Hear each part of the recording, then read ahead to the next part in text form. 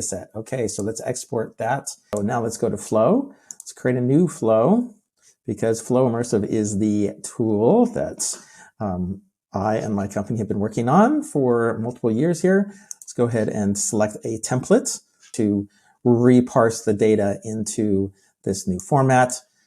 Kind of got close here, right? It shows some of what we need. So on the width, we want the day of the year. On the height, we want the temperature. On the depth, we actually want the year.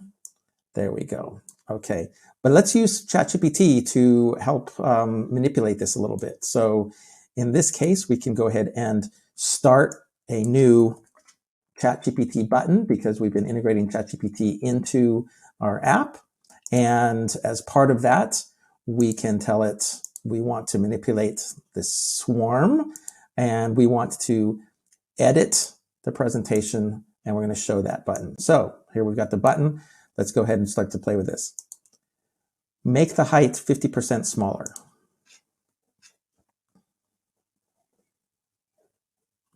Great, drop that down.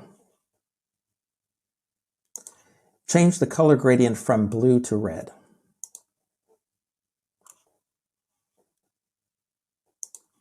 All right, so I'm able to talk to ChatGPT, which generates some code, which makes this work. What I've done is I've created a different category for each year.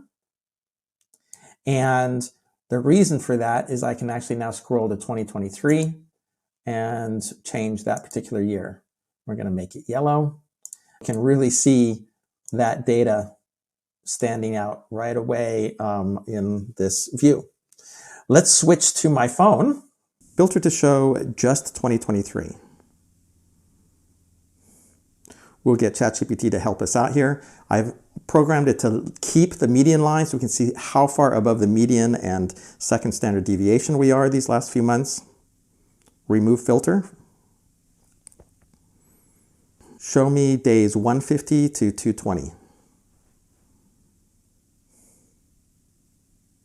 So we've isolated just these crazy recent temperatures.